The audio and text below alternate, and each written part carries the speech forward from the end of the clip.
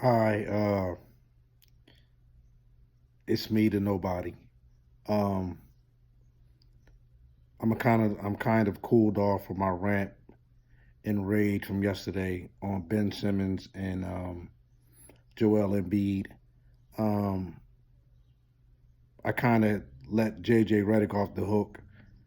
Um, it's clear that JJ Redick is hot and cold. He's streaky. He'll shoot you in a game and he'll shoot you out of it. And he's 34 years old. And the bad thing about JJ Redick is that when they played against Boston, Boston exposed JJ Redick's game. Um, he needs screens to really get his shot off. He can't create uh, a few steps to get his shot off. So all the other opposing team has to do is jump at him. And once you see that happen, the shot is taken away from him. Um, and he's kind of stubborn too. He reminds me of Ben Simmons. Like Ben Simmons had all this time to work on his game. And to be honest, it's not Ben Simmons' game. It isn't. It's not that he can take a shot or he can't take a shot. He won't take the shot. We all jumped on Markel Fultz and we said that something was wrong with him. Well, and I believe that's true. But Markel went out there and played, right? And all you had to do was find out what was wrong with him mentally. Whereas though Ben Simmons, he doesn't have a mental problem, I believe. The only thing I believe that Ben Simmons have is he is one of those persons who worry about what people think so much. So when he missed shots, he always, if you notice, every time he misses a shot or he loses a ball, he always runs to the ref, right? And you can see him kind of his eyes shifting, like, wow, I know they're looking at me because I just did a dumb play or I just missed a layup. Just look at him. That's what he does. But also Ben Simmons' problem is he's stubborn, right? And that's to the fault of the people who built him up. And people right now still talking about he's an unbelievable talent. Yo, you're sad coming off like that. You really are, because I don't see that. Um, but in any event, um, it's going to come to a point where the Sixers is going to have to make a decision.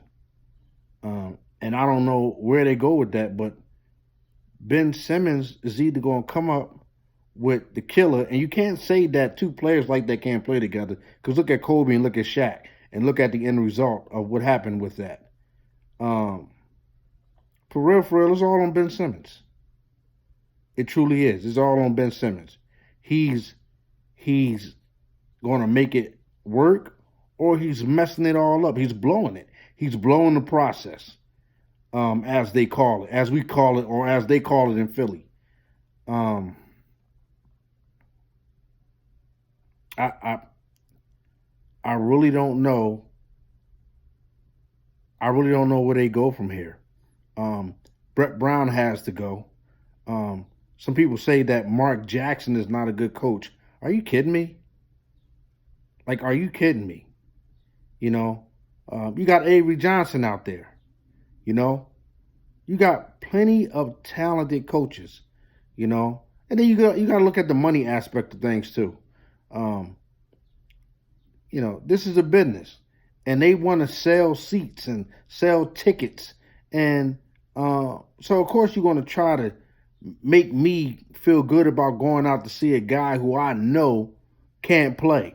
It's getting to the point where the Sixers are back to where you go watch their game because another star from another team is coming in, and you want to see that star instead of the one that's playing for the team that represents your city. And so that's where we at. Um, People are still clinging. People want to knock Joel Embiid. One thing about Joel Embiid, he's a big dummy. Believe me, he's goofy. But I don't question Joel Embiid um, willingness to want to win, willingness to want to get better. Joel Embiid show flashes of suckerism, I call it, because he did that when he tried to call out Jimmy Butler when Jimmy Butler first got to the Sixers. The way they playing me, because Jimmy here. He is he should be grateful that Jimmy overlooked that, or maybe Jimmy is being tactical and acting as if he overlooked that nutty stuff that he did, when Jimmy first got here. But he can be like that. He can be a chump, But I will take what he brings in attitude and mentality as opposed to what Ben Simmons brings. As a matter of fact, to be honest, I don't think Ben Simmons wants to play for Philadelphia 76ers. I don't think he wants to play for this city. This city expects too much. We are too rough, and I'll grant you that, That's why when Iverson came here, man, Iverson was fit and built to play for Philadelphia. He was built and fit. He knew what it took. He knew what to bring. And Embiid is the same way. Jimmy Butler is the same way. Tobias Harris is the same way. J.J. Redick is the same way. T.J. McConnell, that's why T.J. McConnell plays with the 76ers. And for the life of me, Brett Brown is terrible. When you're trying to win something, man, you got to throw everything but the kitchen sink, and the kitchen sink, if you have to, in the equation. That's what they should have done. The last game, Game 5.